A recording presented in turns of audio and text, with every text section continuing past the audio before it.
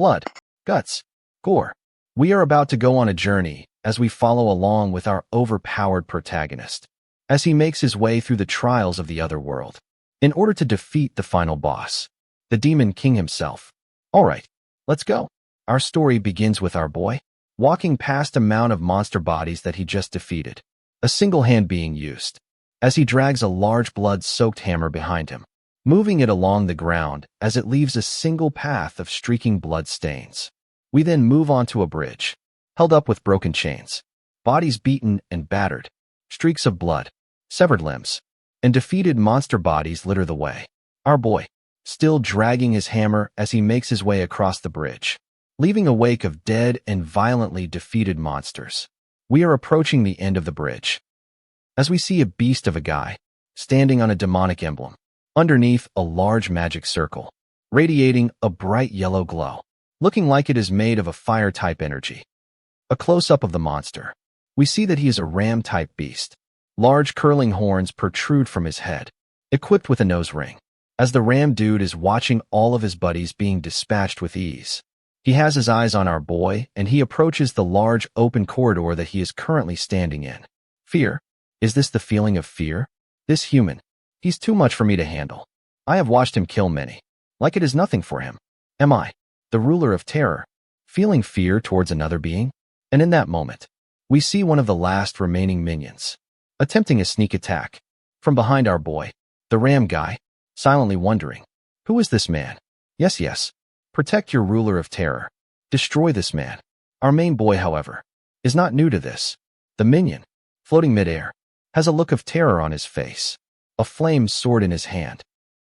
Our boy, hammer still resting on his shoulder, seems as if he's ready to add another notch onto his monster kill count, standing tall like a Chad.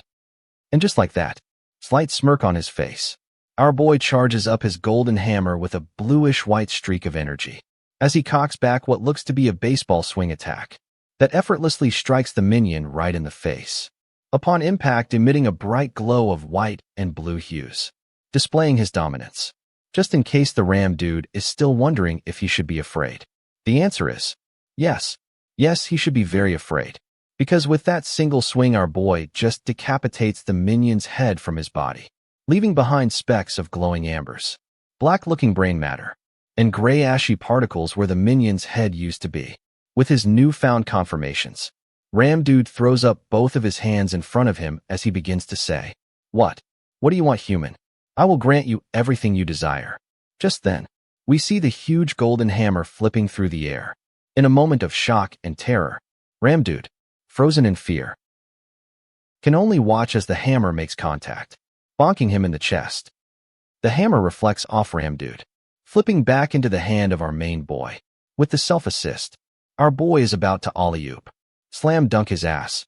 But before that, a dazzling display of energy is emitted from the now glowing hammer.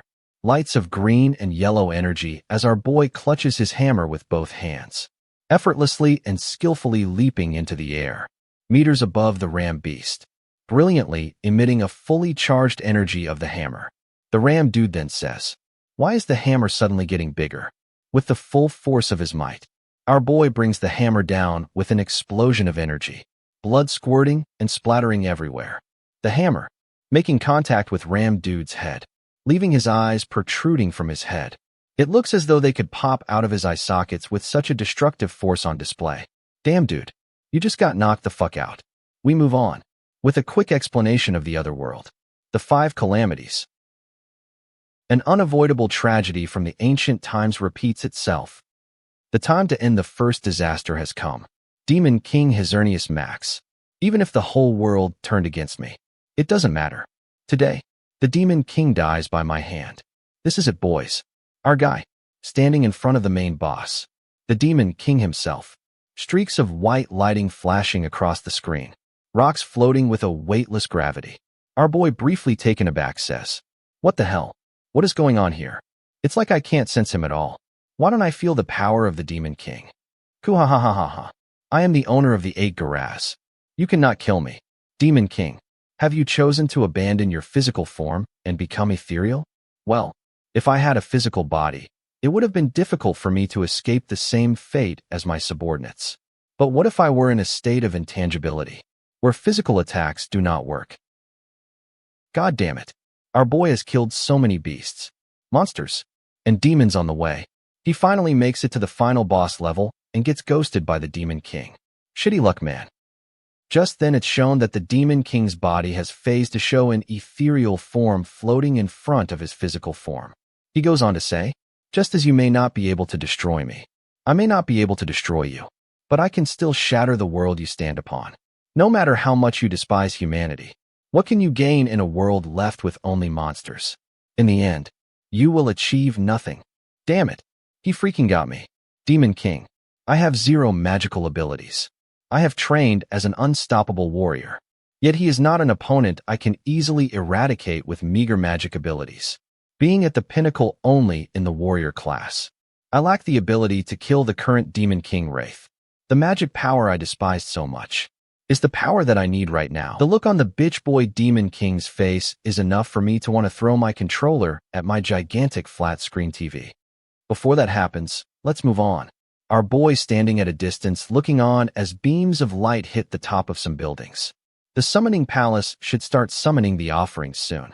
Our main man says the ingredients were lackluster, but I probably won't even be able to eat stuff like this for a while. After I got discharged, I was working my ass off and then got summoned here at around 1996. So has it really been around 25 years now? I've lived in this world for so long. This place feels like my hometown now. They'll probably come after me if I stay in this form. Those sorcerers are so freaking annoying, I guess I have no choice. With that bright light blue light with purple hues swirls around our boy's entire body, and a system screen appears stating that you are activating a Deceiver's Curtain. It's a special skill which grants our boy with concealment. Our boy's face is now smooth and polished, leaving behind his old battle-weathered face. His hair black, looking like someone in his early 20s. He says, "All right, now let's get started. It's time to learn some magic, so I can face little bitch boy Demon King. But I'll have to start from the beginning from the Summoning Palace."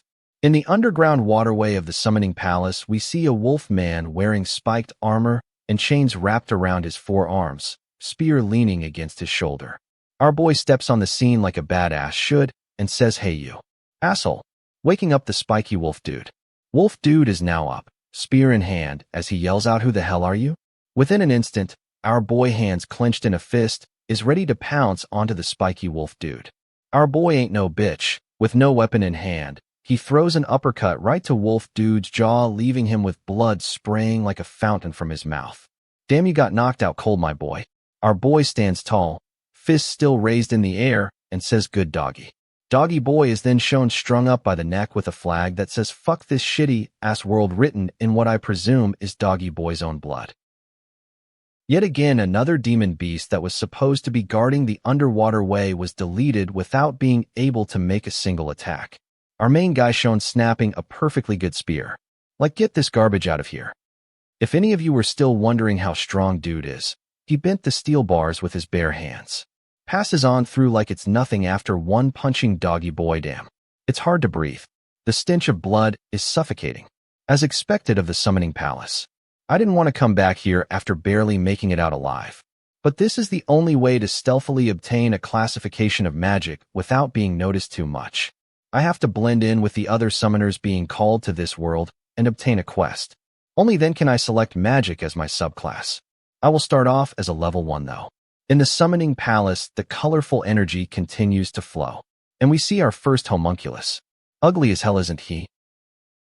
The ugly dude says after letting out a grotesque snicker. I wonder what kind of trash humans will show up today. I can't wait, I'm so excited. These trash-ass sorcerers. Hurry up and hand over the trash humans. Okay guys, this ugly-ass dude is really pounding in that everyone else is trash, and he runs things here. He continues, I wonder how I should kill the disgusting humans newbies. Until our main boy reveals why he broke Doggy Boy's spear. Of course, he ties the spearhead to a rope to create a harpoon-looking weapon. The harpoon strikes Ugly Boy's guts from the back and exits the front with a violent splash of red wine. As he's getting pulled back, it occurs to me that it was not his guts that was penetrated with the harpoon, but Ugly Boy's booty hole. Ouch. But at least someone is getting some action in this story. Our main boy is now a fisherman, spear fisher, mission accomplished. He grabs Ugly Boy's legs, while ugly boy says you crazy human bastard. I guess being penetrated from behind in the booty hole is light work for this dude cause he's still trying to insult our main boy while dangling from his legs.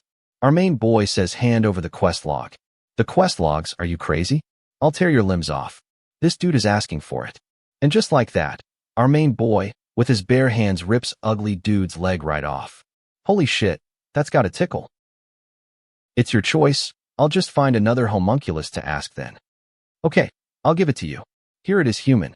I was gonna say, you just had your booty hole and manhood penetrated by a harpoon, and your leg ripped off. Just give him the damn quest logs, and stop talking shit.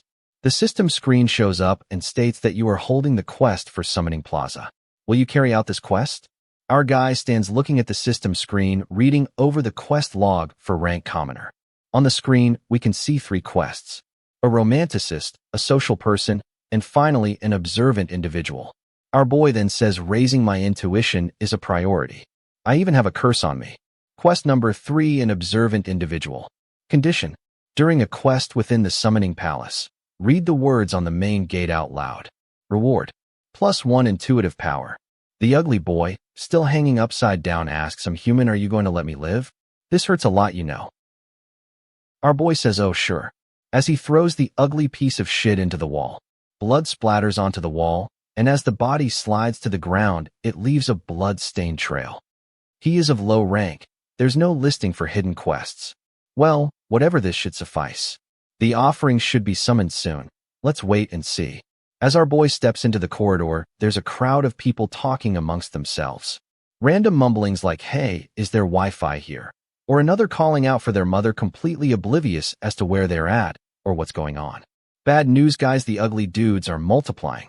There is now a bunch of them walking around as one lets out a chuckle saying, welcome Humas, to your grand judgment day. Pay attention if you don't want to die. The crowd of newly summoned people asks, are we on a movie set? What's that? Am I dreaming? I know they're ugly as hell, and I have a feeling shit's about to get real quick. Meanwhile, our boy has arrived and says, nice. I've hidden amongst the crowd. The quest needs to be activated. Right on cue, the system window pops up and states the Summoning Plaza quest has been started. Our boy is ready to go and says, all right. Now everyone should be accepting the quest. One of the homunculus in charge lets out a nasty giggle and says, how many should I kill? I'm getting all fired up. A random side character is talking to the ugly fellas and says, hey, what the hell are you doing over there, pipsqueak? Bring your boss over here now. The ugly little shit says, human, what did you just say? In an instant, 2 of the little guys pounce onto the loudmouth extra to teach him a lesson. The side dude manages to stutter out, I can't move a muscle. Now a third ugly little shit leaps into the air at the big-mouthed loser as he screams like the little bitch he is.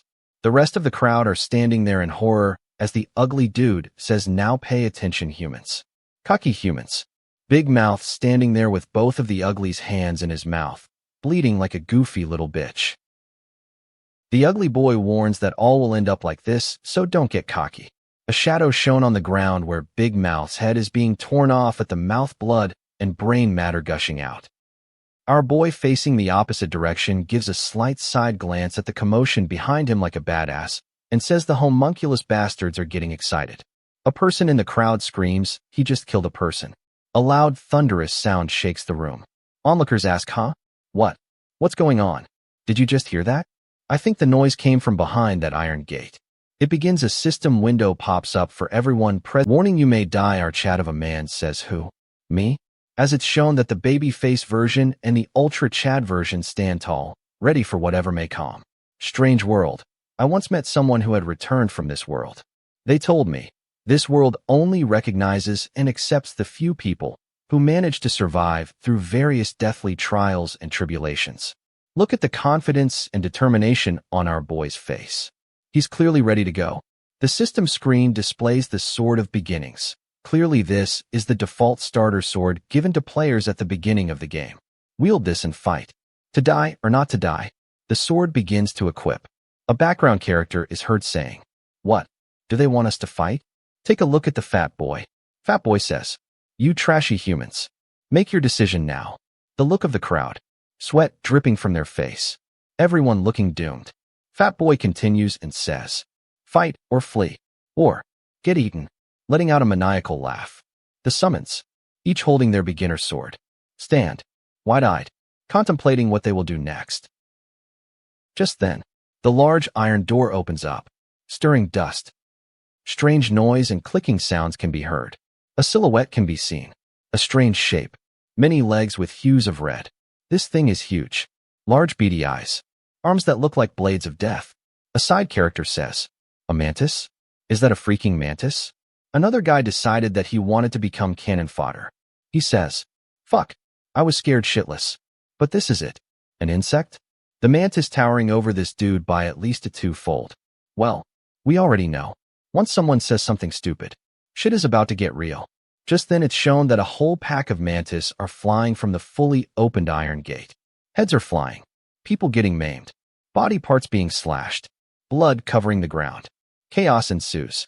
Some are desperately swinging their swords, asking for help, saying there's way too many of them. It's not looking good for our newly summoned crowd. Some people chose to drop their sword and just run, stepping over bodies and slipping on blood. The mantis were relentless. Is this a dream? People can be heard screaming in terror. And in that moment, some lady runs over to our boy and wraps her arms around him, begging for help. Right on cue, our boy, sword in hand, has become the attention of a couple of mantis. Light work. Come on. The mantis are swiftly sliced into pieces, while his new wifey stayed wrapped around his waist. That is definitely main character energy right there. Our guy just looks at his sword, thinking, I've been using a hammer for a while, but I see his sword isn't so bad either. If I don't want to stand out, I need to hold back a bit more though. Look at wifey's eyes. She is clearly impressed, probably thinking she wants to dual cultivate. Like, right now? Relax, wifey.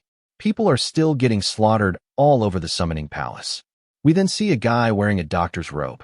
Doc says, "You shitty fucking insect. Do you know who I am?" Manga logic states, after losing a body part, it is best to keep your street rep in check. Just then, some dude yells out, "Hey boomer, stop trying to act all important." He is then seen leaping into the air with his beginner sword ready to strike that mantis dead. A close-up shows this Chad, blood spraying and splattering in every direction. And he says, "This is my 35th. No, 45th insect kill. Impressive. Mohawk dude is a savage." He says, "You're getting in my way, so fuck off. Or whatever. Stay and die if you want." Our main dude shoots a side glance at Mohawk dude, sword inserted in some demon's body, and says, "Wow, he's doing a handful," ripping out his beginner sword, blood spraying from the mantis, letting out a screeching sound. Someone in the crowd then yells out, "Stick together to stay alive. If we split up, we'll die." Just then the guy right by him lets out a scream. Glasses guy stops yapping to look and see what's going on. The white-haired dude, getting striked, is sent flying through the air, yelling, "I don't want to die." Glasses then yells out, ordering people to move over there. "Put your backs to the wall." I don't know who put Glasses in charge, but I have a feeling, every time he talks, someone will die. Glasses then yells out, "Let's form a defensive." He is then interrupted by his own stupidity, as he looks back at who he was just trying to talk to, and sees that they are all dead, completely standing still, concerned look on his face. Glasses then says, "Shit, I thought this strategy would work out. Idiot. But he's funny. I kinda like him." Mr. Chad himself, standing tall, as a mantis creeps up from behind, getting ready to strike, thinks to himself, as expected of an office worker. He then says, "An inexperienced and naive plan like that would never work in this world," while managing a no-look slice, decapitating a mantis with one strike. We then move on to some kid wearing a bucket hat, a red jersey, has a wallet chain, and some fresh dunks. He is currently facing a mantis just meters away. But something happens. It seems that the mantis is non-aggressive towards this dude. Maybe it's because they are both decked out in matching fits. Our boy watched as the mantis just turned around and walked away. The bucket hat dude sighs in relief. Our main man asks, "Is he the chosen one?" as he takes a glimpse of the balcony with the silhouette of two people standing, alone in their own private box seats. Our boy says, "Those disgusting bastards. They never change." Apparently our boy doesn't see what I see, which is wifey number 2. Fatty Patty then interrupts our view and says, Now, Trashy humans. More. More. Enjoy this more. The summoned side characters start pleading for help, saying they don't want to die, begging, please, as they are now surrounded by dead bodies. Fatboy then says, if you want to live, run to that door, as fast as you can. We can see one of the little minions waving a big red flag. The summoned Muppets don't hesitate. They immediately begin to run. They even manage to stampede over fallen people. One is heard saying, I see a flag over there. We can live if we exit through that door. Another one yells, move. Get out of my way. After looking up towards the front of the crowd, Glasses sees a person facing the opposite direction. As we take a closer look, we see a woman getting ripped apart, yelling, don't come over here. Glasses, after witnessing this all happen, yells out for everyone to hear, there's something over there. We then see that there are some nasty-looking creatures, eyes glowing red, as the woman is being thrown into the air and swallowed whole. These freaks look like aliens. Long spiky teeth ready to rip apart whatever. One has the head of a bald man in its mouth. Immediately, the freaks begin to rush the cannon fodder. The crowd is seen yelling and screaming in horror as they quickly try to run away. There are currently two groups in the crowd. One that is running towards the red flag. The other is currently trying to get away from the alien freaks. They run directly into each other. One person yells, there are monsters over there. Another says you'll die if you turn back. Go through. Go ahead if you're so eager to die. I'll kill you myself.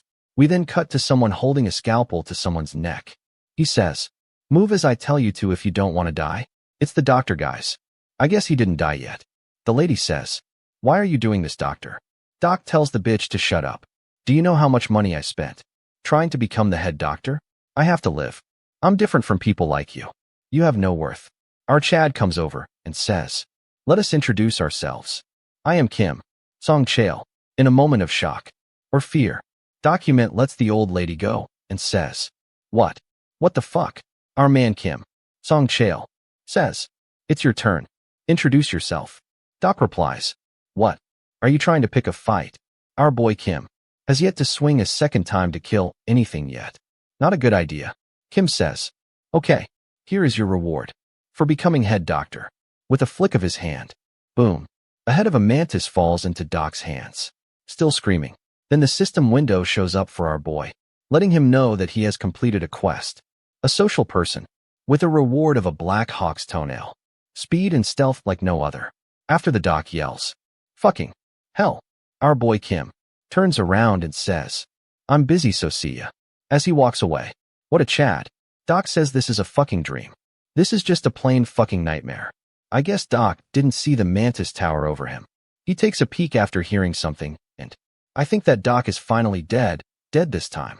Our boy Kim is seen walking over a mound of dead bodies, throwing bodies left and right, looking for something. He clears the floor and reads, let death be your freedom. Just then, a system window pops up. An attention seeker quest has been completed. Reward, +1 intuitive power. You possess a sharp sense of observation. Kim Song-chail says, wow, what a way to raise my intuition. Nice. Open status window. Using magic utilizes your mana reserve to create destructive power. Our boy Kim has 999 plus strength, 801 agility, 3 magic, -9 intuition, and just received a +1 to intuition. So he's pretty overpowered, but needs to work on his magic and intuition, because a good sense of intuition is required to understand how to use magic.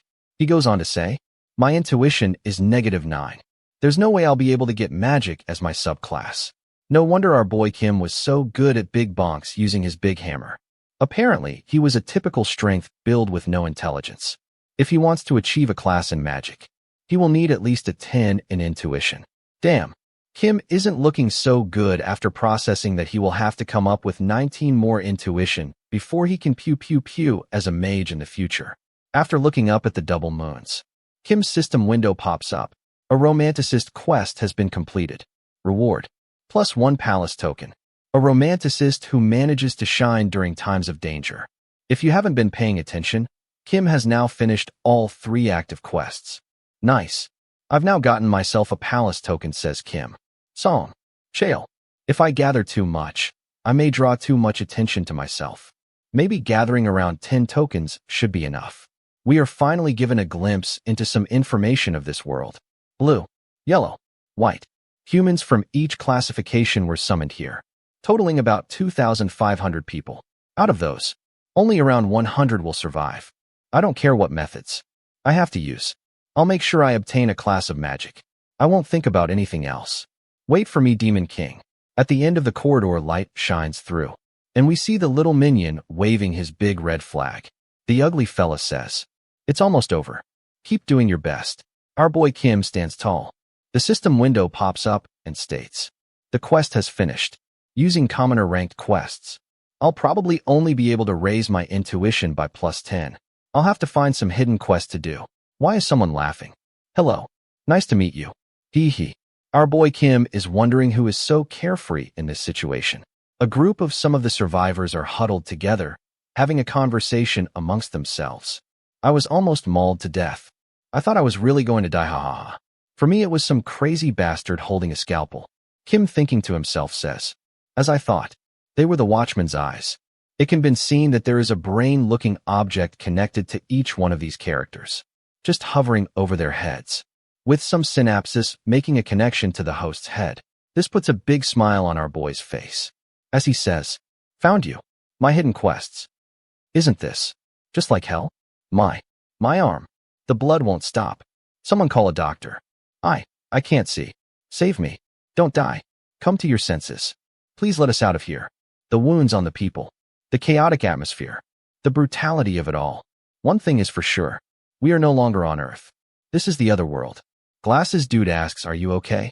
People are doing the best that they can to help out in a hopeless situation. Glasses Dude sure knows how to pick him.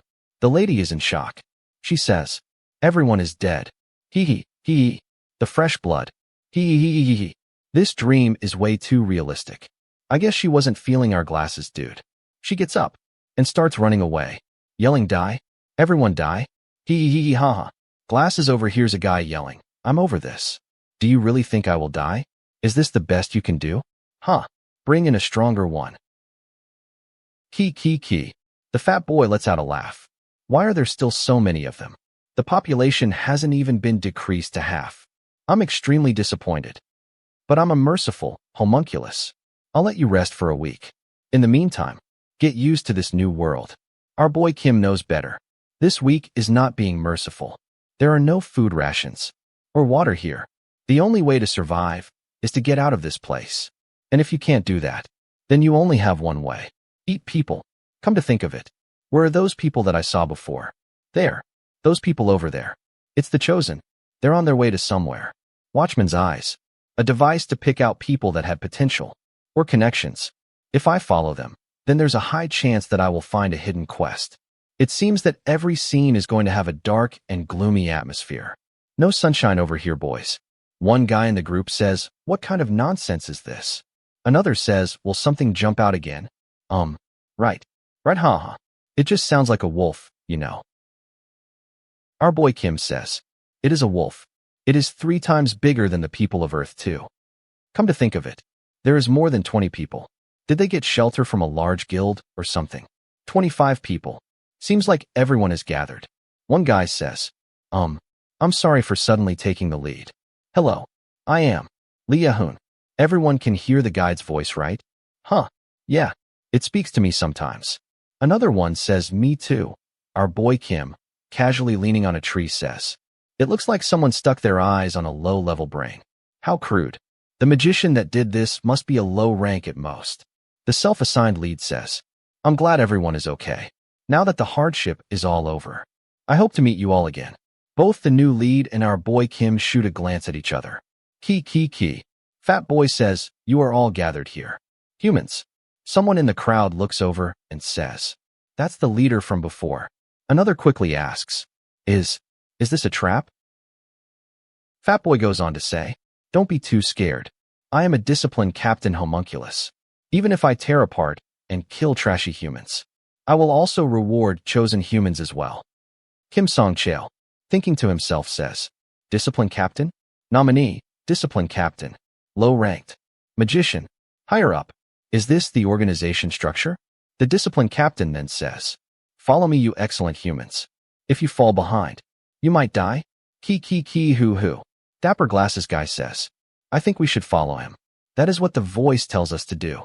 The group begin to follow the captain through the dark, foggy forest. One guy can be heard saying, "Fuck, who does he think he is?" We then cut to beady, glowing red eyes, lurking in some bushes, trying to stay low as to not be seen. It looks like they have the sights on our group of excellent humans. Just then Captain Fatty says, "Now, we have arrived, humans." The forest clears away, showing the bright moons over the abandoned God of Order Cathedral. As the group reaches the front of the cathedral, someone says, That eye, it looks like it's moving." Another says, Me too, I see it." Captain Fatty Cake says, "Stop spouting nonsense." Another one in the crowd says, "Looking at that eye makes me feel sick." Another guy says, What is that?" Kim's internal thoughts can be heard explaining that the hexahedron is the emblem of the God of Order Cathedral. The summoning palace maintains full neutrality in the name of the God of Order. But how are you committing corruption in the Cathedral of the God of Order? Captain Fatty stops and stands to the front. Now, stop squirming around and hurry up. Get seated in front of the altar of the God of Order. In a commanding voice, someone in the group says, God of Order? That is a god. Another says, What the heck did we come here for? Someone then says, That eye gives me goosebumps. Just then the Rubik's Cube starts to shake, opening up to reveal what looks like dark brain matter, along with numerous eyeballs. When Kim said before that they stuck their eyes on them, he wasn't kidding. Apparently, they have eyes for days. Just then we see bright lights, almost like lasers scanning the crowd.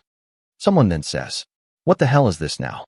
Another exclaims, Fuck, tell us in advance at least. Captain Fatty then says, Humans, you don't have to be afraid. This is just a simple verification step. Is our boy going to be okay? As the lasers are scanning his body now, apparently the Chosen have a different heat temperature reading. It looks like the thermo skin has caught our boy. The eyeballs are not happy. The glow starts to turn red. Every eyeball furiously scanning our boy Kim. Just then the system screen pops in to save the day. Kim activates the Veil of Deception, a special skill that allows the user a status of distortion from whatever target our boy chooses. In this case, he chose the Watchman's eyes.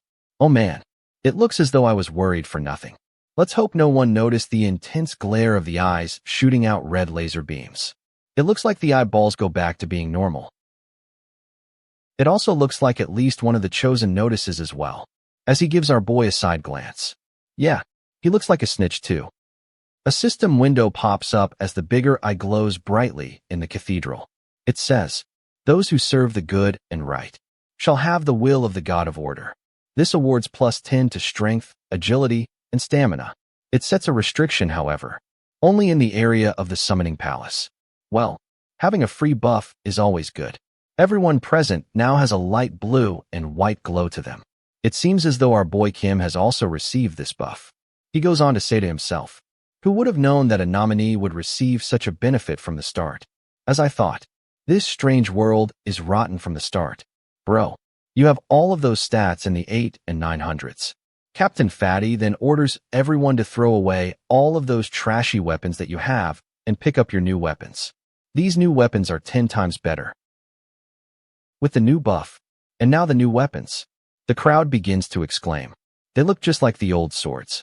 However, they're so much lighter. Another says, Come get some. You monsters are screwed now. Mwahaha.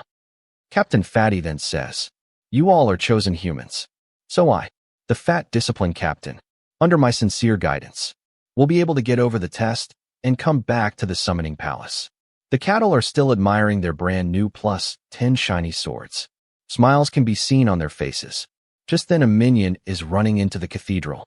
He then says, I found more of the chosen humans, and I bring them here for you, Captain. The captain disciplined says, How can this be? Without a doubt. There are 25 of you here. What are you, human? The new guy says, Hey now, don't be so stern. I haven't introduced myself yet. Hello, everybody. Sorry for being late. I'm Park Aram. I came late because I was pooping. A reasonable excuse, I would say. Captain Fatty was not amused. He says, No, this won't do, poopy pants. The God of Order has already given his blessings. And the distribution of the weapons just ended right now. The little minion then says, "But Captain, the leader of the Iron Blood Knightage personally picked that human." Captain Fatty Patty says, Iron Blood Knightage. We see that he is one of the two standing in watch from before in their private box seats. Looks like this guy has the special golden ticket." New guy then says, "You heard that right. End of introductions." Key. Fatty Patty says, "This isn't the first time summoning a human to this world, but how dare you fool the disciplined captain? All right, I'll commend you. As a reply, I'll rip you into shreds and kill you." Everyone is just standing there like he didn't just say that he'll rip Poopy Pants into shreds. Our boy Kim just says, "Iron Blood Knightage." As I thought. Suddenly some dude steps behind trying to talk to our boy and asks, "Hey you, aren't you the rat that snuck into this place with us? Isn't that you?" Kim Song Chail just looks back unbothered, thinking, who is this guy? Who is this bastard? Captain Fatty, furious, yells out, "There is a human that tricked me amongst you all. Hey buddy, it's you. Isn't that you?" Our boy Kim is like, "Oh, this bastard. Snitches get stitches." Apparently this dude is a bigger bitch than I thought. As he says, "How scary. Why are you staring like that? If I'm wrong then whatever. But judging by the state of your clothes, it's filled with so many traces of fighting someone." Kim Song Chail looks back with a menacing look. Eyes dark, coat drenched in blood. Snitch dude says, "Do we really have to try that hard to fight?" Our boy Kim just says, "Oh, isn't that an acute critic?" I don't really know what that means, but apparently it was enough to make this guy back off for a bit as he says, I'm in charge of giving good opinions." We then cut to the new lead guy who says, "How about we introduce ourselves?" Apparently only our boy can see the floating brains above the chosen people. Lead dude says, "I'm Leonese. Man, these artists really know how to draw people in a way to really make you hate them instantly." Kim thinking to himself, as I thought, he's quite clever. I don't like that. Poopy Pants says, "I'm Dolorance Winterlure." Another guy says, "I'm Off Nidell." One says, I'm Gundamp. "I'm Harry Motor." "I'm Tumbletoe," says another. These names are really putting my AI to work. Old fart. How about running now? You can't die in vain. Am I right? Is that so? Then can I stand in front of you? The snitch then says, "Wow, you're handling it head on. What a man." Our boy says, "Let us see who dies in vain. I need to see what I can get from this summoning slot." The system window pops up. It states, "Using the claws of the secret guardian knight. Black Hawk claws." A blue glow flashes and swirls through the air. Kim says, "The watchman's eyes are mine now," as the claw flies behind him from the system screen. The Black Hawk claw then latches onto the floating watchman's eye of our snitch friend. The claw is snatched away, being pulled back to the palm of our boy's hand. Our boy Kim catches the squishy brain mid-flight with his bare hands. This scene, it looks weird. It looks wrong. What the heck happened? Kim thinking to himself, what is this? Isn't it wrong for me to be holding this in my hand? No matter how lousy this is, how can I get it this easily? Kim, with the watchman's eye in his hands, asks the brain, "What is your name?" The voice from the brain says, "Not sure. Did I forget?" Kim then puts on a little pressure, giving it a firm squeeze. The brain says, exaggerated. Earlier. I'm Krill legal. But, what the heck happened? I'm feeling dizzy." Our boy tosses the brain over his shoulder like a piece of trash, and then thinks, "Krill legal." The watchman's eye smashes into a wall hard. Then Captain Fatty asks, "Where is the magician in charge?" Kim says the magician in charge. Krill legal. Snitch dude looks furious. Eyes bloodshot. Beads of sweat running down his face. He then says, What did you just do?" Captain Fatty and his minion buddy, now standing in front of Snitch dude, repeats himself and says, "Where is the magician in charge?" It's not looking too good for our snitch friend. He says, "That bastard just stole and said mine. You worthless idiots. I'm saying that bastard is the fake one." It cuts to the minion saying, "I found you," as he leaps into the air towards the imposter's face, slamming him down to the ground, beating the living crap out of him, blood splashing into the air. Kim Song Chail just standing in the background, silently looking at the show of violence, with a pleased look on his face. Snitches get stitches.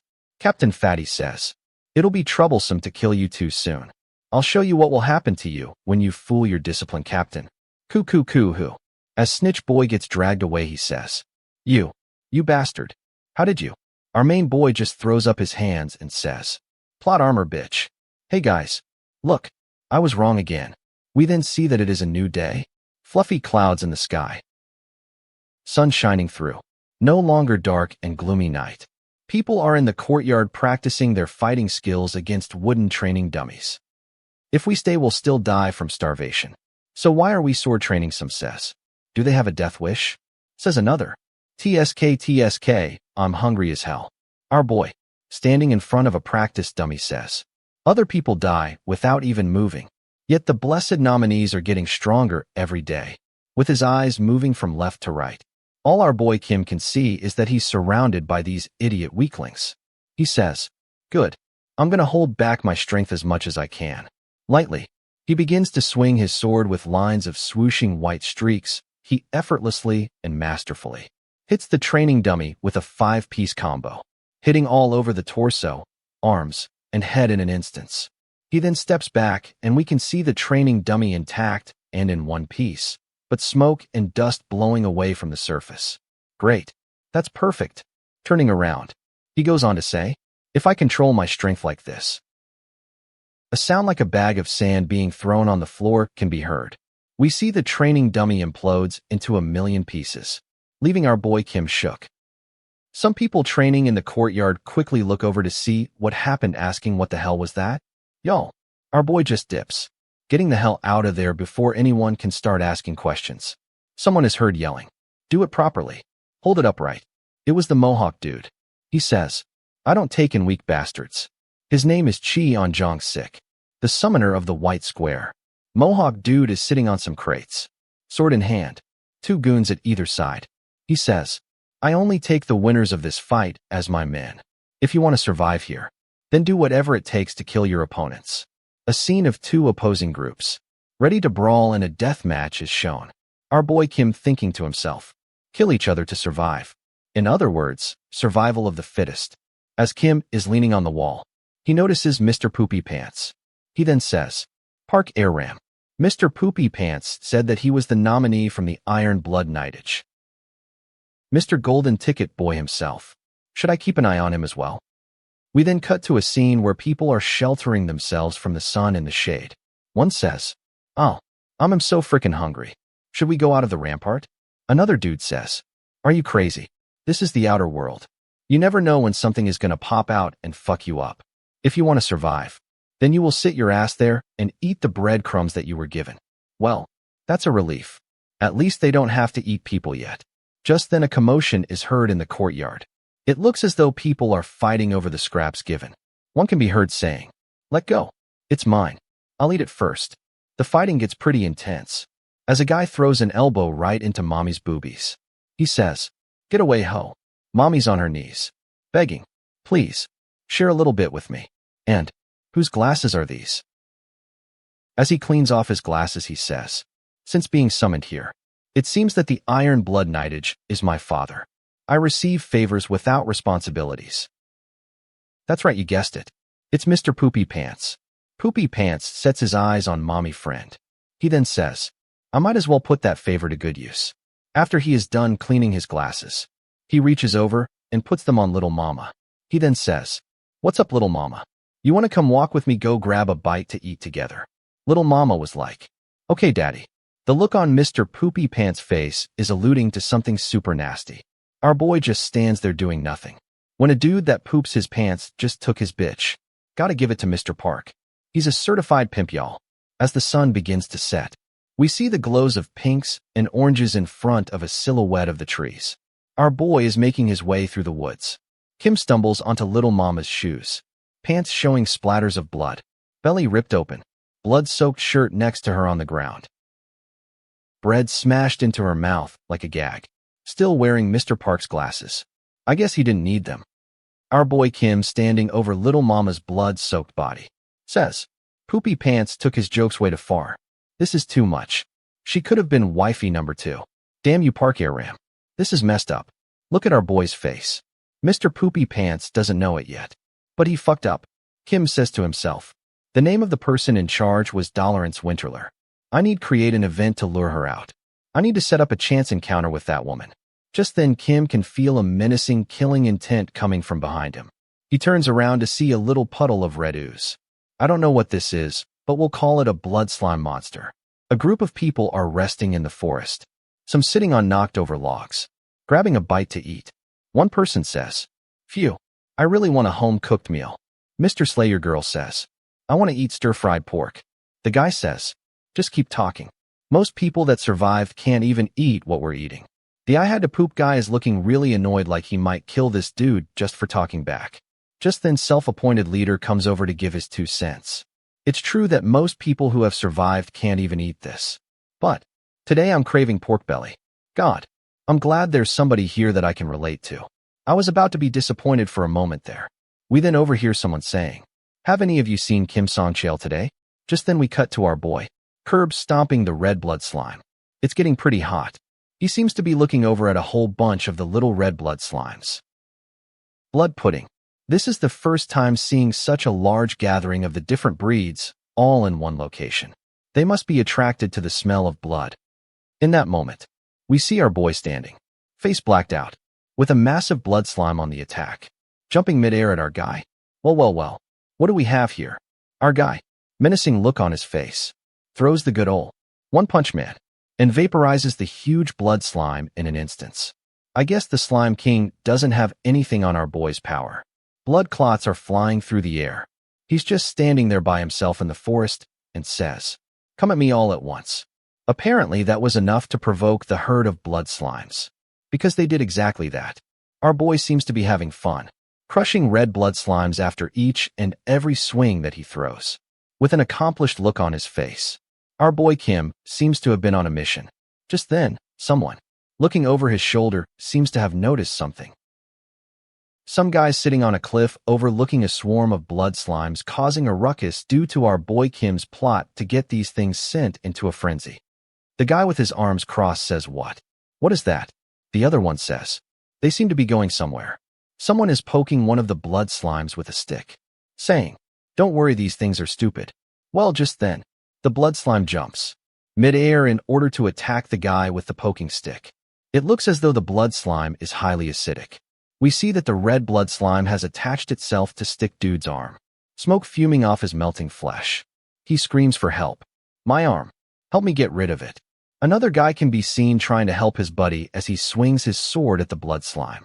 Surprisingly agile, the blood slime dodges the swing by leaping into the air again. Well, it looks as though the slime jumps over onto the face of the one trying to save his buddy, and he is now the one that is in need of some help. The lead guy has to step in, and he tries to take control by saying, "Everyone avoid the red slimes. We are not as overpowered as Mr. Chad protagonist." He then yells out, "They'll catch the scent of blood and rush over here, so hurry up and try to get away from those things." Stick dude's arm is looking pretty messed up, but the other guy's face is completely melted down to the bone. Kim is walking out of the forest and says, "Get up if you don't want to die to some dude just chilling. Leaning on some rocks like this is the time to relax. Man, this guy is just asking for death. Completely clueless. Just look at him." Meanwhile, others are running for their lives, trying to do anything to get away from the blood slime frenzy. Would you look at that? Rock dude finally realizes that people are getting fucked up. Right, dude? Putting your arm out like that is going to do something. Still clueless. Somebody is trying to keep everybody alert. You can hear them saying, "Let's get the hell out of here. Come on, guys. Let's all move together. We have to retreat."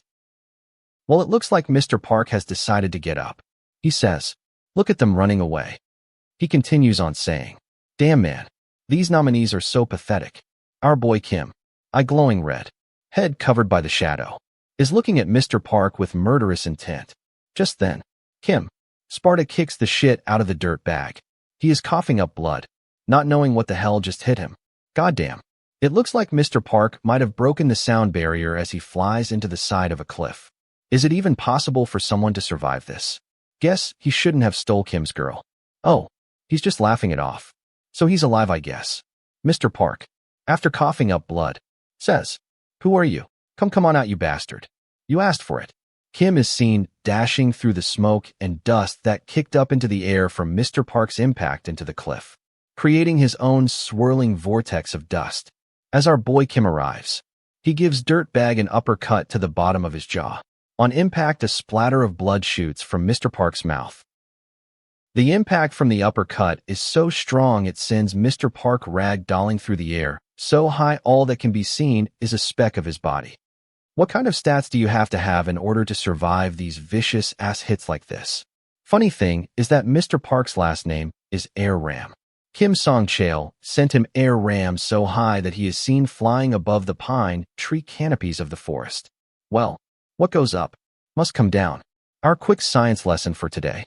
With a puff of dust, Mr. Park crashes back from orbit with a bang.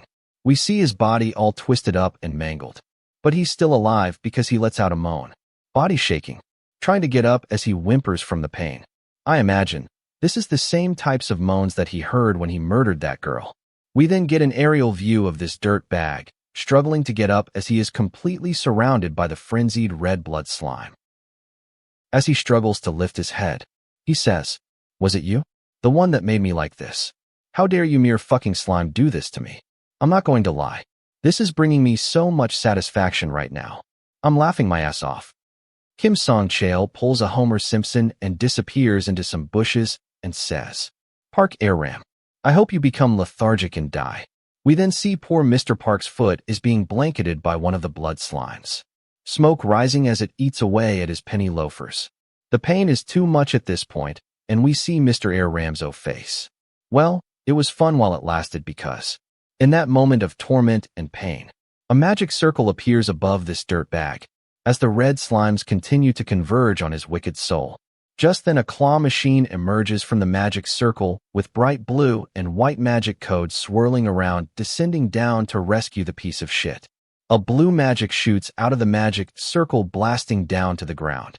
It seems that this light blue and white blast is nullifying the blood slime from battle by freezing them into ice chunks. With a flurry of snow, a woman, wearing a black robe with a cape, can be seen descending from above out of the magic circle, floating above the battered Mr. Park and the frozen solid blood slimes. "Wifey, is that you?" Purple flowing long hair and beautiful facial features. It is said that this is Dolorance Winterler. She is affiliated with the White Square, mid-ranked magicians. She says, "Oh, I can't believe I got to be put together with this idiot." Homer Simpson in the bushes says, "Isn't this that magician that was next to the Iron Blood Knightage? It seems like that person is Dolorance." Well, this girl wins for one of the coolest intros of a character that I've seen in a long time, as she now stands on the ground, looking super cool with that goth mage robe, black magic swishing through the air. I think she should definitely use this picture as her profile picture. She then says, "Abyss is freezing." Now she's just showing off. It's a bit of an overkill if you ask me. The magic spell casted creates a whirling tornado storm of ice, sweeping away any leftover blood slimes in an instant.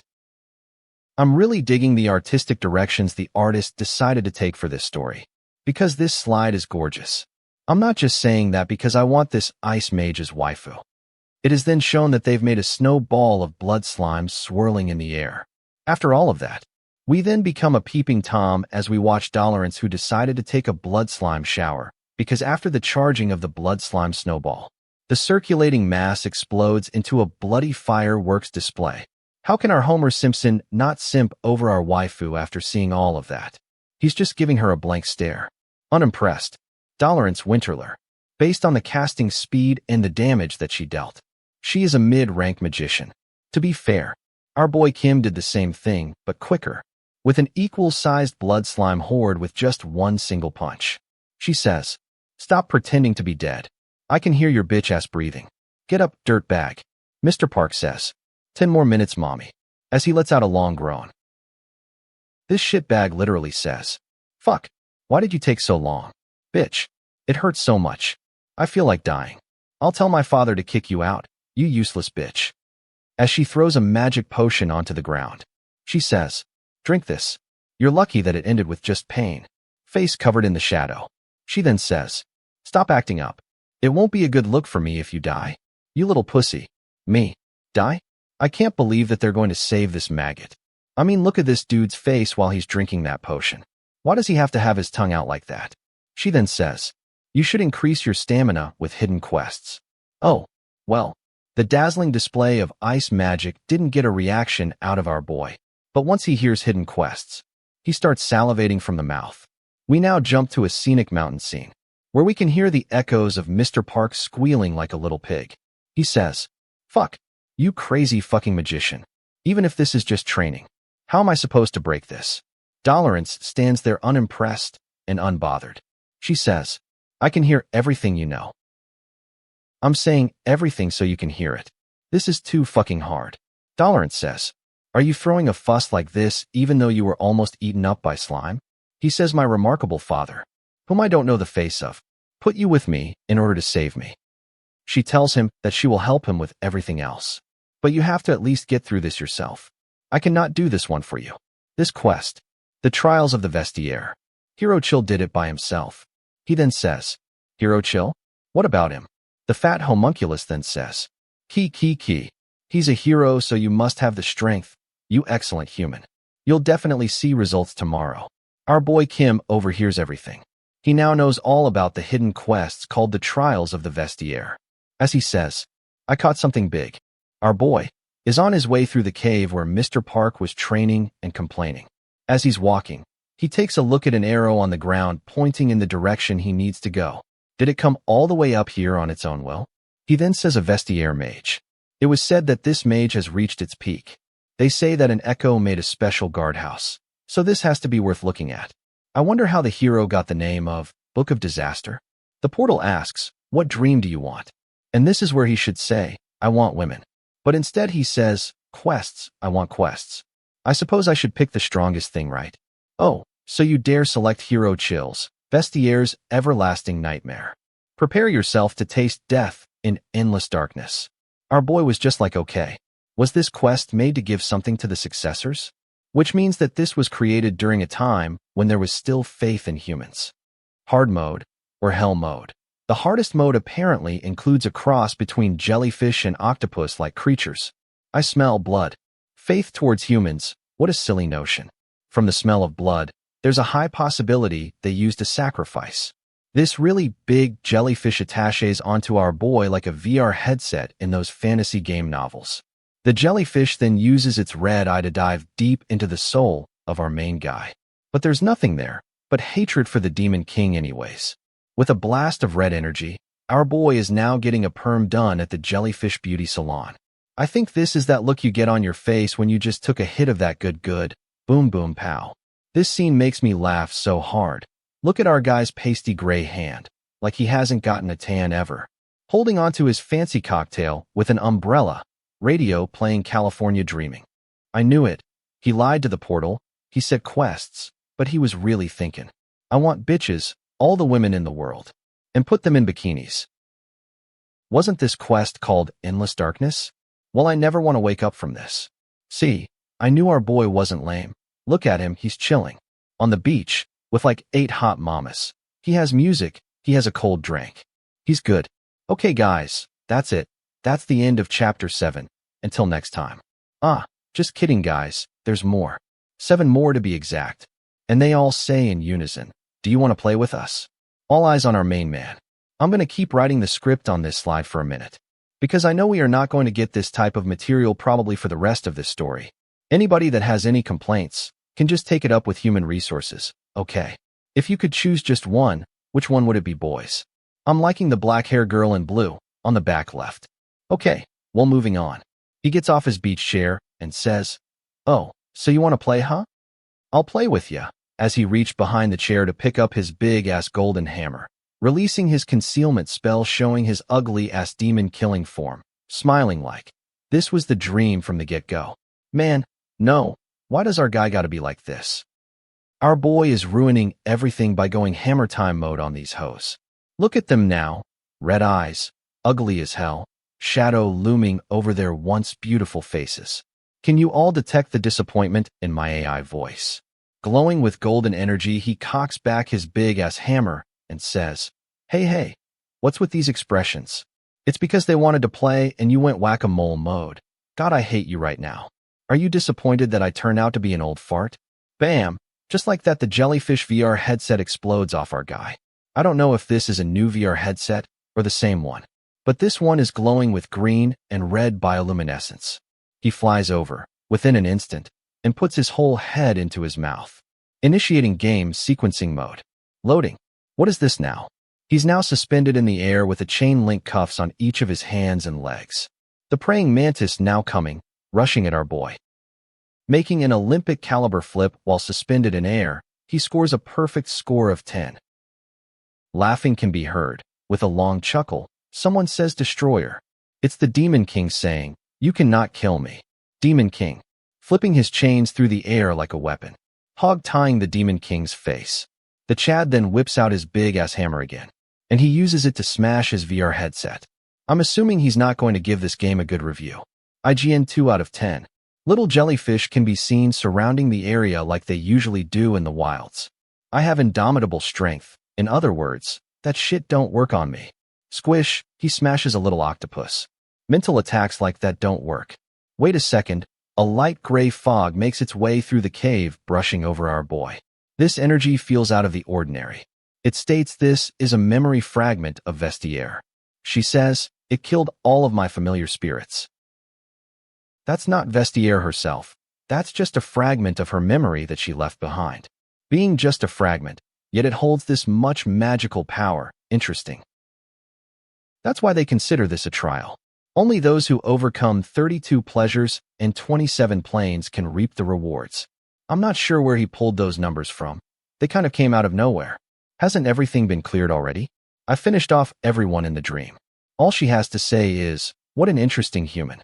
You're just a fragment, and you laugh." It seems like some will was left in you. You even figured out my identity. That makes me raise my expectations. Why would your identity be important?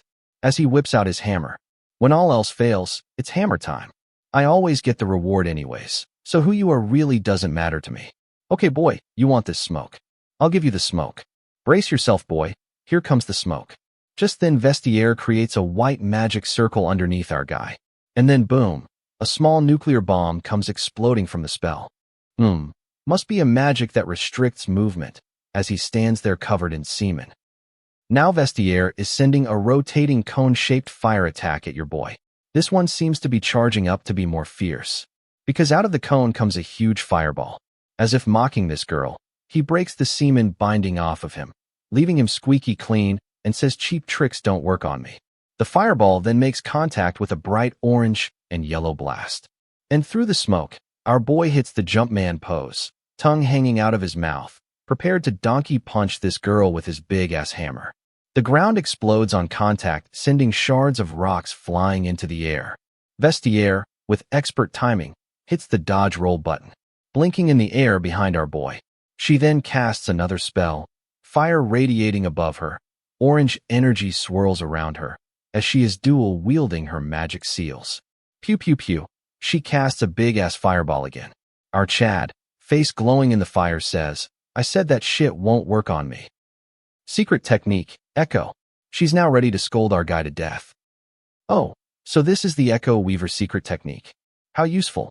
With the double cast in play, there's now a barrage of fireballs followed by the echo waves of purple aura. The Chad, standing there, hammer in one hand, is prepared to receive her scolding spitting hot fire. Vestiaire, floating in the air as the impact leaves the entire area covered in an explosion of fire. But you aren't the only one that knows how to hit the dodge button, because our boy is now floating in the air with Vestiaire, hammer cocked back ready for hammer time. He then proceeds to beat the brakes off this girl, sending her flying through the air, crashing into a rock column before she crashes into the ground. Quit crying like a little baby bitch. This ain't enough to kill you. Now tell me, where is Hero Chill? After the dual cultivation session with our Chad, our girl's satisfaction shown on her face, says if you follow us then Hero Chill will just appear in front of you, as the prophecy of doom will choose to. Our Chad then says, rule number 2 double tap, but not before she says, you're the same as us. Stop being so cryptic, bitch. What do you mean by that? I can feel it. You have a much stronger disappointment and rage towards humans compared to us. I can sense it coming from you, this dark and dense stench. This anger, resentment, and hatred you have for your own kind that even outweighs our hatred for humans. So tell me, what would happen if the hopes you have vanished without a trace like ash after a firestorm? Shut the fuck up, bitch. You talk way too much for a dying corpse. This girl really got under our boy's skin because the amount of force he put into these hammer swings is crazy. On top of that, he swung right at that loud-ass mouth of hers too. I'm gonna call this dish a loud bitch pancake. Get yours today. Story time. Back to the days of which no one dared imagine. There was a time when humans were summoned by the masses into a strange world. And during this period of time, the gods were irresponsible and ignorant. Therefore, the noble humans turned barbaric and made a great sacrifice to resolve the disasters in the strange world. And at the center of that, there were 7 heroes that shined.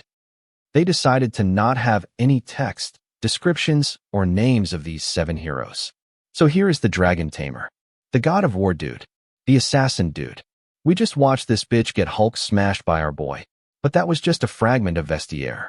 The samurai X dude, the dark mage dude, the necromancer dude. However, the legend of the 7 had a terrible ending.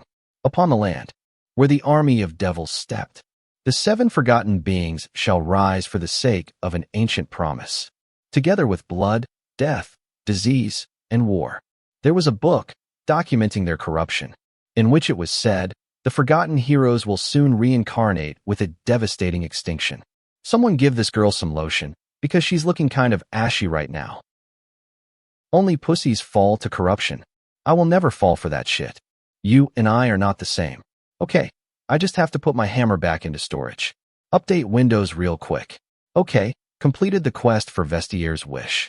Check. Okay, give me the epic title. You may now all call me the Destroyer of Dreams. Now this is where it gets interesting. 30 palace tokens, he needed those. But more importantly, magic strength, intuition, and spell resistance. Plus 10.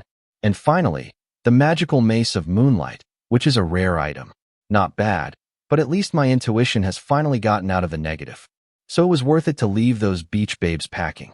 The system window repeatedly flashing a warning screen that says, the 7 heroes have recognized your presence. I need to install a pop-up blocker, because these ads are getting out of hand. Bro is completely unfazed. Vestiaire is bestowing you with a special reward. The Echo Weaver Scroll, which contains the secret skills of Vestiaire that allows for consecutive spell casting, so long as you're casting the same spell. Look at our boy's face, looking as happy as he can after receiving a legendary passive and some magic skills. Now he's going to be able to spam Vestiere's magic skills? He says, well then, time to pull the pin on this grenade and pop open this magic book. It then states that the book must be used before the last day of the summoning palace in order to attain the Vestiere's vision. Prerequisites: you have to have over 20 magic, at least 20 intuition, as well as 20 spell resistance. And a final requirement of 50 palace tokens. Well, goddammit. Our boy does the facepalm because he doesn't have the 50 tokens needed. We then jump over to a magic tower, where someone is yelling, God damn it. Jang Hyon Sok. That bastard. Where the hell did he go? Seriously. Pacing back and forth, this mage girl says, I need to submit the report by tomorrow. If I don't get this done, I might as well just die, because they're gonna kill me. Speaking into a magic ball, she says show me the part right before the signal gets cut off.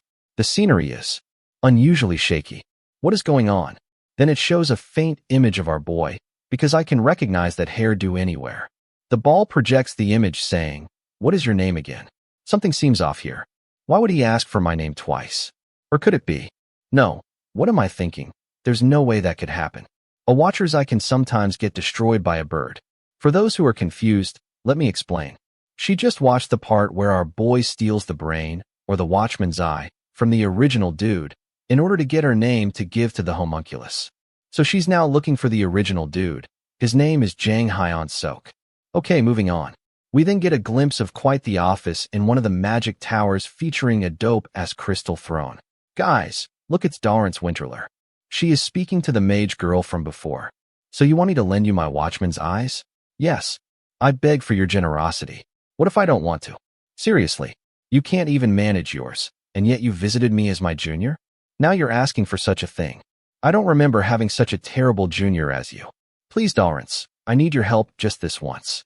If you don't get your weak ass out of my face right now, don't blame me for being rude. Bitch. Okay. Oh shit. I fucked up. I'll leave. Damn. Don't worry, my junior. I won't make a report to the higher-ups. You'll get caught by tomorrow either way. The mage girl, after nearly losing her life, is then walking down the hall. Leaning on one of the columns, she says, "God damn it." As some guy sees the mage girl bent over on her knees. He hears her bitching and moaning. He then says, "What's up, Poppet? What's got a youngster like you crying so desperately? What? Did your girlfriend ask you to break up? What did you just say to me? How dare a filthy slave hunter like you talk to me? Or perhaps did you lose your rabbit hole?" It then introduces him as a slave hunter named Christian. How the fuck did this guy know I lost my rabbit hole? Look guys, the translations are really bad for the next few chapters. Even I don't know why they call it a rabbit hole. The mage girl just says, "I'm not in the mood to talk at the moment." As she turns to walk away, Christian, intentions unclear, says, "How sad.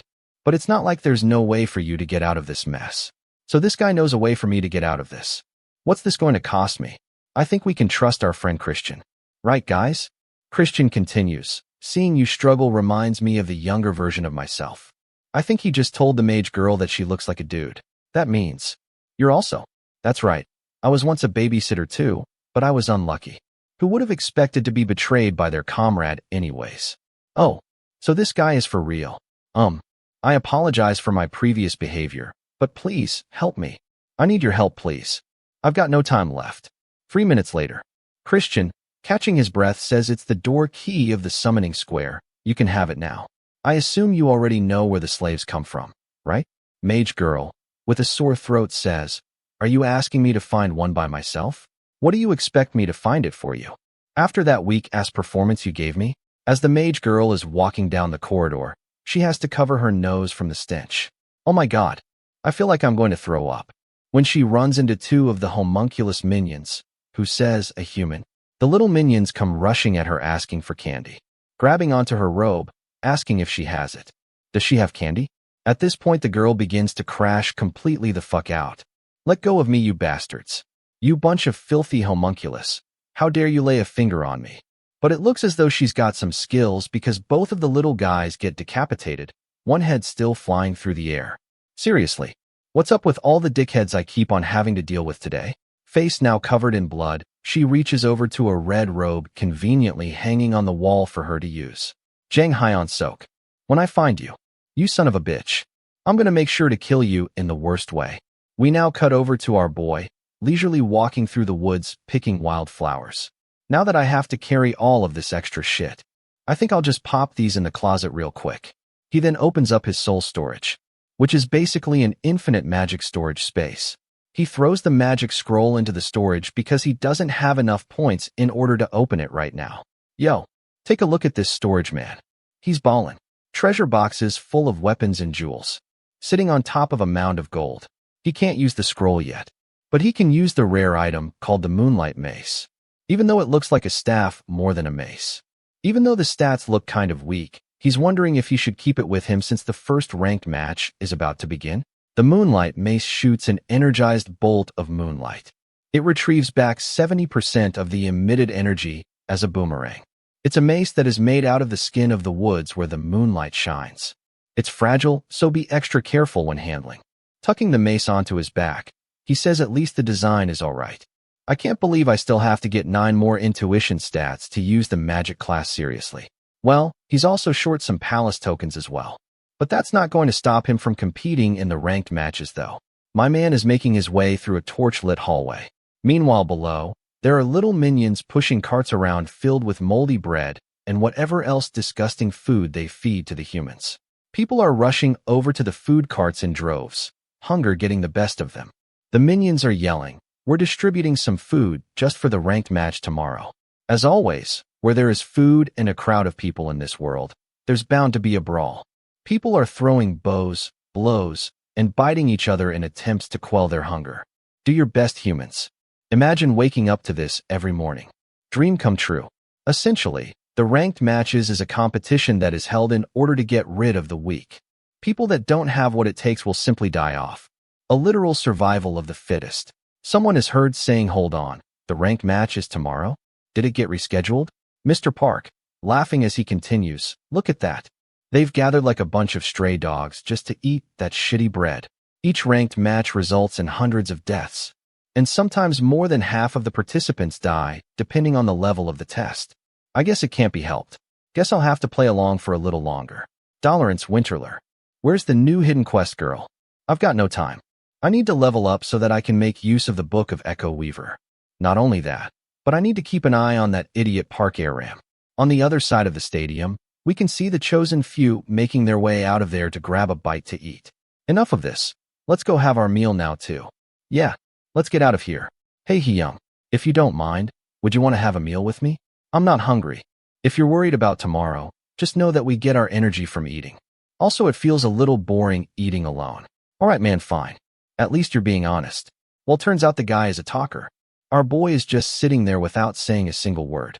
While this guy goes on about how he was a pretty successful person in the real world before coming here despite how he looks. Asking our boy what he used to do. Saying that he was driving a car when shit hit the fan. And finally how much he misses Ramian as well. Meanwhile, our boy is just wondering what the match the next day will look like. There seems to be 3 game modes. The first being Alamo, which should be a few holding out against a large horde. Deathmatch, no explanation needed. And finally Pac-Man. This is where it gets confusing, bear with it boys. Apparently he's saying that, for certain, the finale for the ranked match will include what they call a match bet. We can see that this card states Enforcer Battle. He goes on to say that the first round of the match would either be Alamoral or Pac-Man. So I'm going to assume that these are the names of the enforcers, or the final boss. But the difficulty still depends on other factors besides the monster. We then cut over to the mage girl opening a huge gate down in the Colosseum where the peasants were fighting over food. This catches our boy's attention immediately. A red robe, huh? Which means, that person is a necromancer. This girl is just cussing her way through the crowd. I'm going to find you at any cost, Jang Hyeon Sok. No matter what, I'll find you. Elsewhere we hear chanting behind a large iron gate. These are the real necromancers. Doing real necromancer things. Like making Ninja Turtles. The ooze begins to bubble, and the zombies come crawling out by the hordes. So it looks like they're going to be facing a horde of zombies for the ranked match. We jump back over to the fake necromancer, making her way through the crowd and attempts to commit murder once she finds that damn Jang Hyeon Sok. Just then a guy, Sparta, kicks a woman, during a fight over some bread, right into the mage girl. The mage girl is knocked over onto the ground, hitting her head as she falls. The peasants, briefly stopping momentarily, drool dripping down their faces, eyes wide open, rush at the mage girl, but they're not after her. They're after the piece of bread the woman dropped. There's bread. It's mine. What are you talking about? It's mine. I'm surprised that she doesn't decapitate any of them. That seems to be what she does.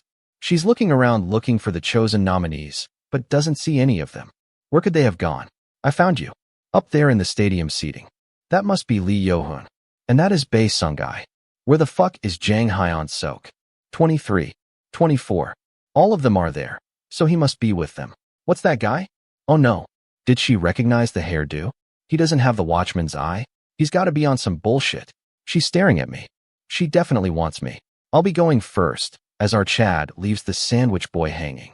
Our Chad, now on the prowl, gets horse-collared by the mage girl. Now in a headlock, knife at his throat, the mage girl asks, "Who the fuck are you?" I'm leaving the text in because I want you all to see what I'm working with. Apparently, by the looks of her hand, it's not a Richie. I don't know what that means. He then is wondering if he's ever wronged a necromancer once upon a time. You better follow me, boy. I'll kill you if you try anything stupid. Out in the middle of woods, mage girl gets blasted so hard it knocks the wind out of her, sending her glasses flying right off her face. Yeah, see, you were talking all that shit, girl. What happened? Laying on the ground, moaning like a stuck pig. She's wondering what kind of beast our boy is. This Chad punched her so hard it stripped off the necromancer robe, leaving her wearing her regular mage robe. He says, "What's with the outfit?" She's not a necromancer. Getting on her knees, she begs for mercy, saying she's just a normal sorcerer who came to find the summoner. Ah, so you're looking for Jang Hyeon Sok? Yes. What happened to that guy? He's dead. I don't know what you want me to say. God damn it. Man, I don't want to die. I don't want to fucking die like this. Tossing a little brown bag in front of the mage girl, our guy then says, "You're right. You shouldn't die yet. So help me. I need you to do something for me. The mage looking down at the bag full of jewels. Our boy says, you might live if you do well. We then jump over to a scene where two large knights are dragging someone down the hall while they scream. Please spare me. Did you say Krill legal? Yes, I did. I can see that you're being sincere, and he reaches for one of the green jewels. I don't like people who talk too much, so get back to work now. Get back to work? I see. Was I wrong in thinking that you would catch on quickly? Jang Hyeon Sok is still alive. This is Ma Sang-gil, a high-ranking executive of Iron Blood Knightage. It's happening just like that guy says. If you give that to them, they will pretend to spare you. But that's all. They'll never let you go or forgive you. Now back in her office, the mage girl says, here, give this to him, as she stuffs a letter into a little backpack. Apparently, they don't use carrier pigeons. Instead, they have super cute flying squirrels for that job. Just look at him saluting the mage girl wearing his cute little backpack. The flying squirrel jumps from the window, soaring through the air. Squirrel Boy sees his intended recipient of the note sitting on a stone at the edge of the forest. Alamo, the chosen game type for the first ranked match. The note reads, Alamo mode. Seekers will be zombies. Rewards will be given for 1, 3, 10, and 30 zombies. Special rewards are awarded up to 3rd place. And finally, there will be bonus monsters wearing red hats. Even the little squirrels got a nut. So Alamo mode is basically beating a horde of zombies by combining the strength of all the summoners. Crushing the note, our boy devises his strategy for the private match. I will just have to kill all of the bonus monsters as well as the special rewards. No big deal. This bird's eye view shot gives us a glimpse into how many summoners are still left. Yawning and rubbing their eyes with their hands, the people in the crowd are complaining about sleeplessness or being tired. Little do they know that half or more will die today. Hey, have you heard? What the ranked battle today? Yes. The person in charge said not to fall back, but to attack them first. We have to kill at least 30 of them. Oh, really? So that means the information that I was given was true. Hey, humans. Let's wake up now. The important grade battle will now commence. The homunculus continues. Your old friend will run into the Colosseum soon. And the rule is simple. Play with them. Bear in mind, you'll die if you get bitten, and you will get rewarded if you kill them. Also, if you survive, you will be provided with clean drinking water and food.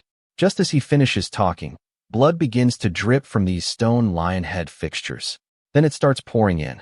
The people below start screaming in terror, not knowing what the hell is going on. People are holding out their hands like it's starting to rain. One guy even says it's raining. It's raining water. Looking at their hands drenched in blood, they've come to the realization that this is not water, but blood.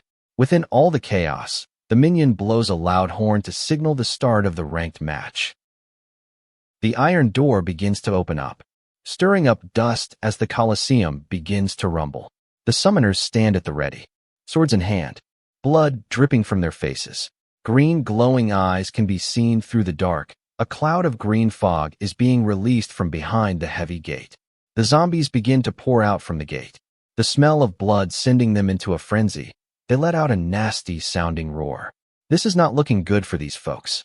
These zombies look fast and vicious. We then see a spark coming from behind one of the zombies. White magic is seen flipping through the air as it collides with the zombie, cutting it in half at the torso. Yep, you guessed it. That would be the Moonlight Mace. Here is 70% energy returning back to the staff like a boomerang. Our boy is a real mage now. White magic is rushing around his body like electricity, hand glowing with a bright white magic. Come play with me, you red hat monsters. He's going hunting for the special rewards. Alamo with a gang of zombies. This is the match where you kill the enemies and prove yourselves. Now this is a war. How many of you are making it out of this one alive? Where are the red hats hiding at? So he got his hands on the spirit wolf cane? Huh.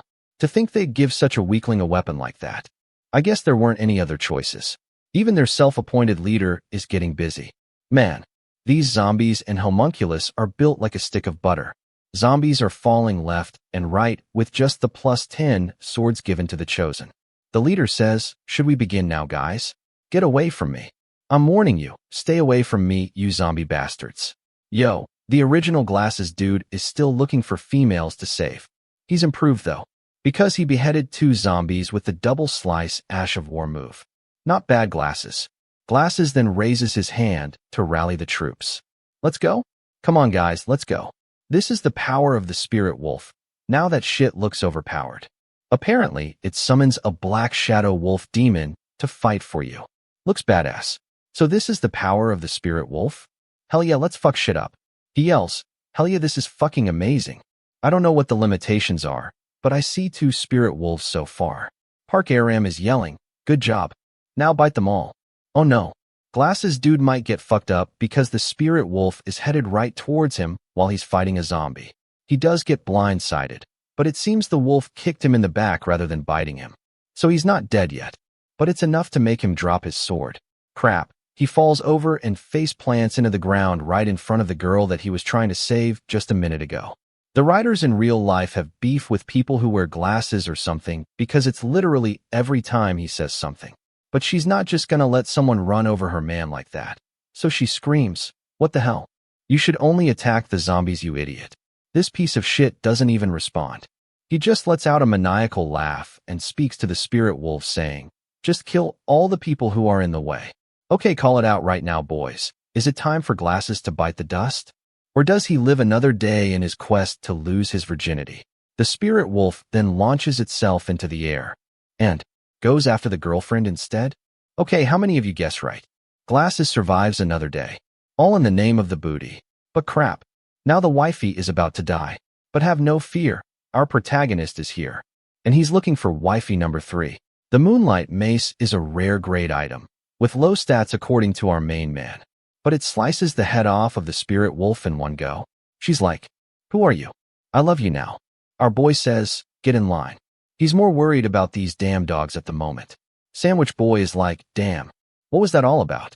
Our ladies' man says, the red Santa in the hoodie gave it to me yesterday. Not wanting to give out any secrets. Watch your side. My what? Oh shit, a zombie. Bitch. Don't play with me. Once again, the zombie is finished off in one swing. It seems that was his first kill. Because he celebrates stating that it was super easy, our boy is counting out loud at this point. 26, 27, 28. Yeah, this Moonlight Staff is definitely overpowered. Because look at this panel. Electrically charged white boomerangs, just cutting shit up. At a 70% efficiency rate too, by the way. Our boy finally says, one more left. Ah, found you. The last one will be the red hat zombie over there. Spirit Wolf Boy yells out, that one is mine. Anyone who tries to get in my way will die by my hand. Bodies are literally getting thrown into the air. Just then, our main man grabs onto a zombie head before it's able to kill somebody. Cocks back a 300-mile-per-hour fastball. That bashes right into the forehead of the spirit wolf guy. Mommy Dolorance, I need saving again. His eyes roll back into his skull, blood spurting out of his mouth. His spirit wolf seems to be disappearing as it turns into ashes since its master has fallen unconscious. Just as my guy is thinking, now is the time to get the red hat zombie. A girl wearing a hood, wielding a sword, zips by him faster than the speed of light. Fuck, she's fast. She's going for the red hat, but damn it, she's too quick. The staff is too slow. So he calls for the sword of the start and whips it through the air, aiming directly at the red hat. The speedy girl senses something dangerous nearby. It's that time again. Time to place your bets. Who's gonna win, the sword missile or the speedster girl? That's right, boys. The sword missile gets there first as it plows right into the red hat zombie's heart. But old girl doesn't care. She just says, he took the first attack. So there's only one thing left for her to do at this point. The sword missile got there first, but it wasn't enough to finish the red hat. So she's determined to finish it off with one blow that will sever its head clean off. Well, it's enough to get some praise from our boy. To cut off the head in one strike, in a split second, is quite the feat. In just that moment, she was able to make such a quick decision like that. Bravo. That girl. Who exactly is she? That guy, just who exactly is he? Just then a system window pops up stating congratulations. You beat the bonus monster in a 50-50 shared kill. I think it's going well for their first date. She's seeing sparks. He's seeing sparks. They should definitely make out after this. Love is in the air. The next screen says that the reward is plus 3 palace tokens, or the shield of the spirit. This is a first come first serve. How disappointing. I have to share the rewards. Well, in that case, I should choose the palace tokens. Well, our girl does everything really fast apparently. What? She chose the palace tokens? which means he is left with the shield of the spirit reward by default. Then she makes a West Coast W with her hand and says, "That was fun, let's do this again sometime. Damn, I like this girl." And just like that, she blinks away in the opposite direction. Hilarious. If she was a summoner, she should have picked the item instead of some unknown token. But it looks like she knows something about the tokens. Just like I do. As the sun sets behind the glorious summoning palace, we cut to a scene of the end results of the first ranked battle. Some survivors are just walking around, while others lay deceased, not making the cut. Most of the people who made it out alive are still left with deep gashes in their bodies, beaten and battered. But the show must go on. It says the system administrator of the Citation Palace will now tally up the points and issue rewards accordingly. Well, I didn't foresee this variable happening. The White Square, which our boy is a part of, killed a total of 852 monsters, leaving them in dead last place. The White Square has always been in first place. So that's why I chose the White Square without thinking about it that much. He killed 35 monsters, leaving him with rank I class rewards. The rewards include 2 palace tokens, 1 piece of fresh meat, 5 apples, and a week's worth of food. Well, damn. If I would have gotten the S-class rewards, it would have at least kept me out of hunger. Here comes the choose your own rewards options. He has the option to get the Exorcism Holy Water, the Explosion Scroll, or finally the Sword of Wind Weaver. Which one should he choose?